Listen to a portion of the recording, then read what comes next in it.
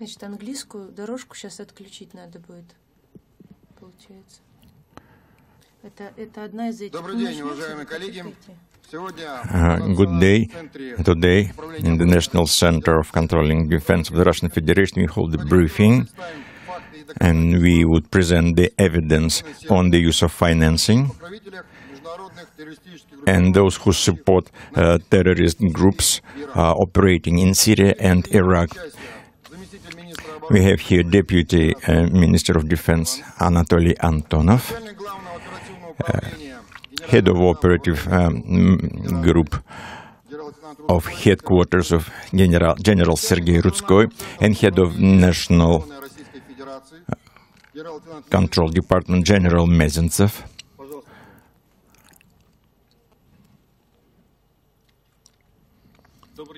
Good day, dear colleagues. The international terrorism is the chief threat of our times. This is the threat which is quite real, and many countries, like Russia, know that firsthand. The so-called Islam State is the leader in the terrorist international. This monster of the international terrorism may be counterposed and it may be defeated. Within the last couple of months, the airspace forces of Russia demonstrated this. We are sure that to win over ISIS, we have to make strong blows on the source of its financing, as was said more than once by the President of the Russian Federation, Vladimir Putin. Terrorism without money is an animal without teeth. Revenues from selling oil are one of the most important sources of the terrorist activity in Syria. They win over $2 billion annually and spend these funds to recruit fighters all over the world, providing them with equipment, weaponry, and that is why ISIS protects the source of criminal oil production in Syria and Iraq. The chief consumer of this stolen oil is Turkey.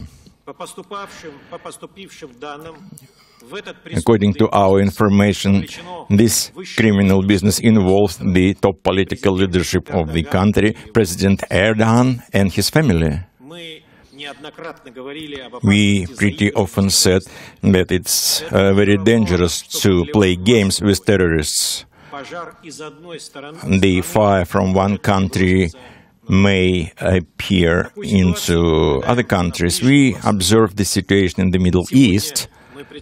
Today, we shall present only part of the evidence which show that in the region there is one team of bandits and Turkish elites to steal oil from their neighbors. This oil in enormous quantities in industrial scopes through pipelines and 1,000 trucks goes to territory of Turkey. We are assured, and today we shall present direct evidence that the final point of destination of the stolen oil is Turkey. Dear ladies and gentlemen, to cut the channels of finances is necessary. Without it, it will not be possible to fight with this terrorist organization. As Deputy Minister Antonov said, the chief source of the finances for terrorists is the illegal sale of oil products.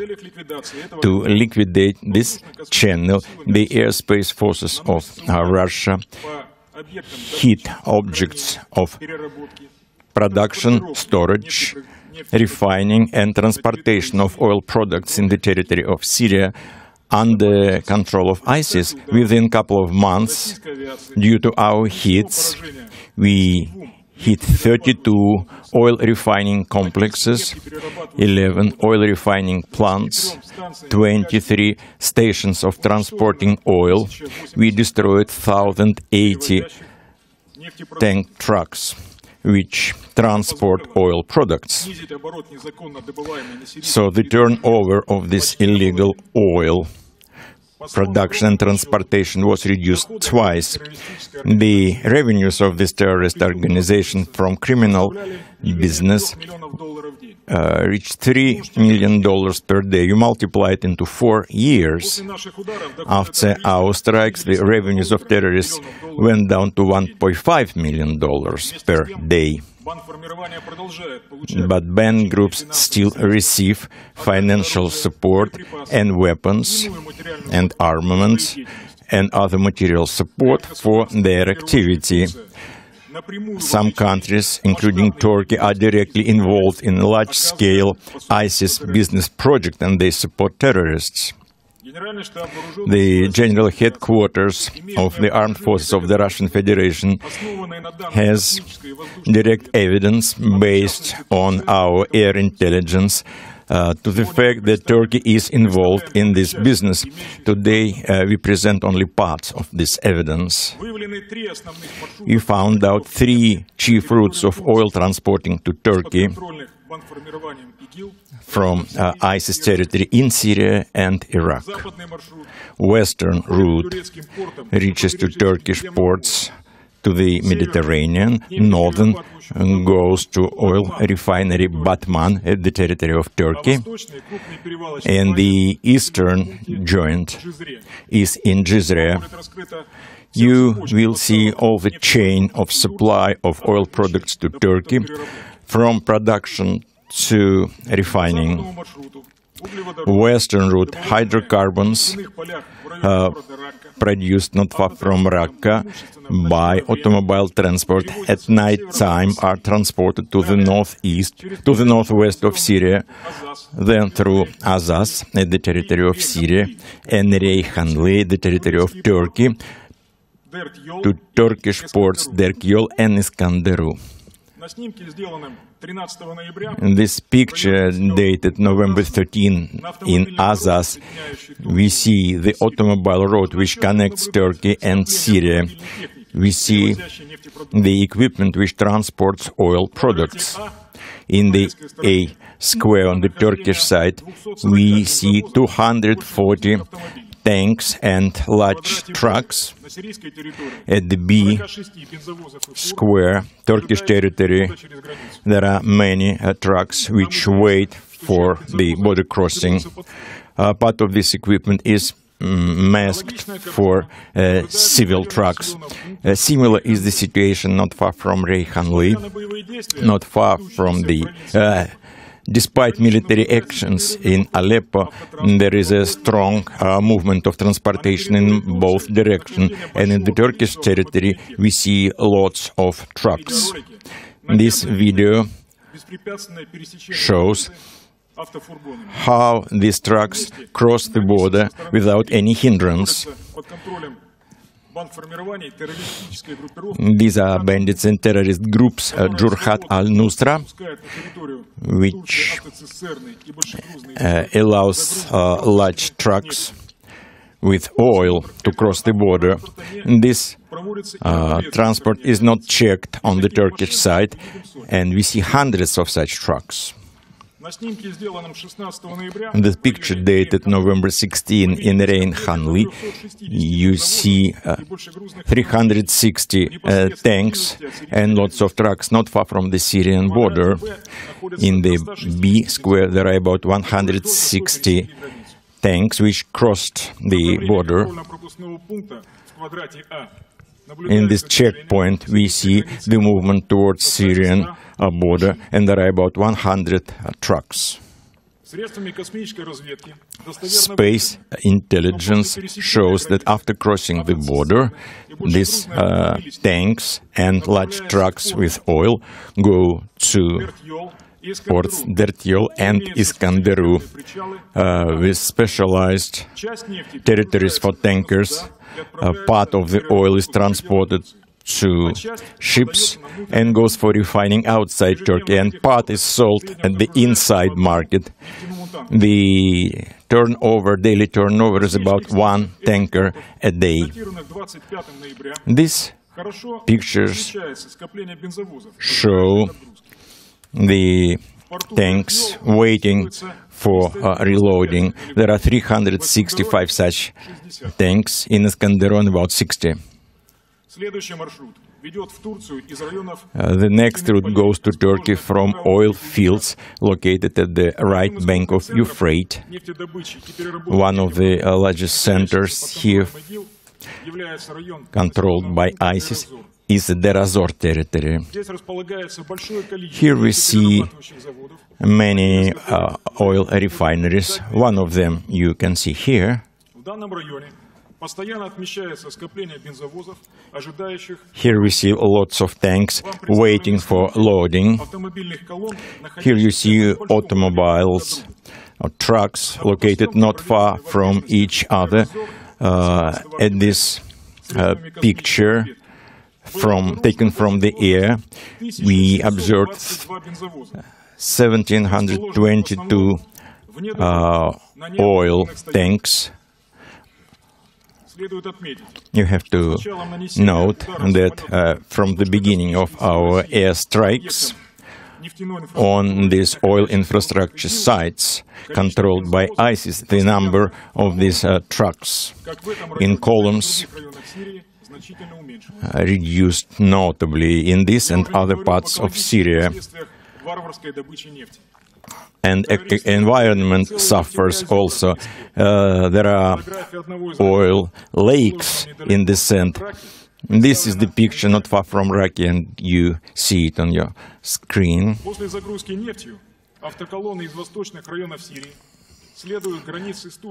The trucks move to Kamishliya, and over there they wait for their turn.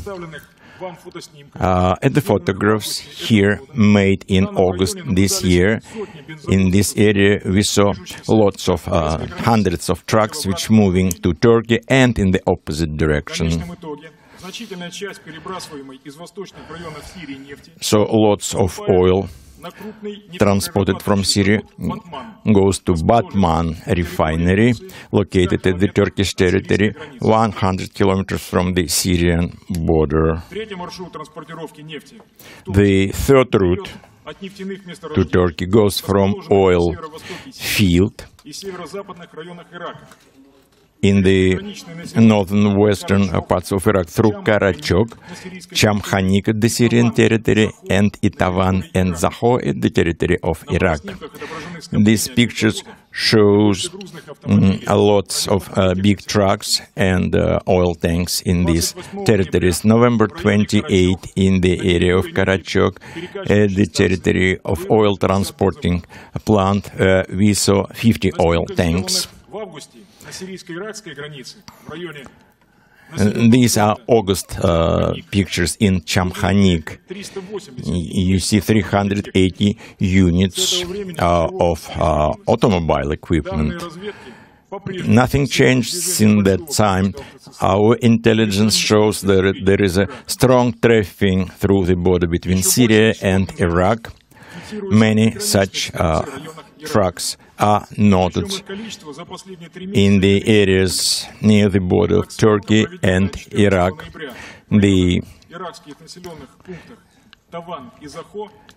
In Iran, Izaho, we made films and we saw the 104 big trucks. It's hard not to notice them, but to destroy them by coalition, well, it doesn't take place. So far, we only see the increase of a number of strategic drones. The hits made by coalition led by the United States of America do not take place. So full information about the sites will be presented at the site of the Ministry of Defense right after this briefing. As to the border territories of Iraq, the tankers move Iraqi-Turkey border in the Zaki area, and the oil goes to refining plants at Batman, which was already mentioned, or to large logistics centers on this route, which is located not far from Silopi. This is a picture taken from space, and you see the congregation of 3,000 tankers and large trucks. There is nothing to comment here. This is the scope of illegal business, and it's quite impressive. As a result, as per today, the criminal activity in oil sale, terrorists have no less than 8,500 tankers, which daily transport up to 2,000 barrels of oil. The Russian aviation will continue to hit oil structure of ISIS, and we invite our colleagues from coalition to do the same. Thank you very much. Dear colleagues, you presented convincing proofs of mass and open stealing from sovereign countries, and I mean Syria and Iraq. Their energy resources are stolen. I want to attract your attention to the fact that financial streams from oil selling go not only for enrichment of high military and political leadership of Turkey, but they return to Syrian Arab Republic in big scopes by way of weaponry, ammunition, and fighters of all scales. Only recently, there were about 2,000 fighters or militants came in, about 26 tons of ammunition, about 250 units of automobile equipment of different destination. The Turkish side conducts such events for a long time and on a regular basis, and it doesn't plan to stop it. So our information about the volume and routes of supply by the Turkish side of equipment, ammunition, explosives, communication means and other material means, as well as training of terrorists, we shall provide to you later, next week.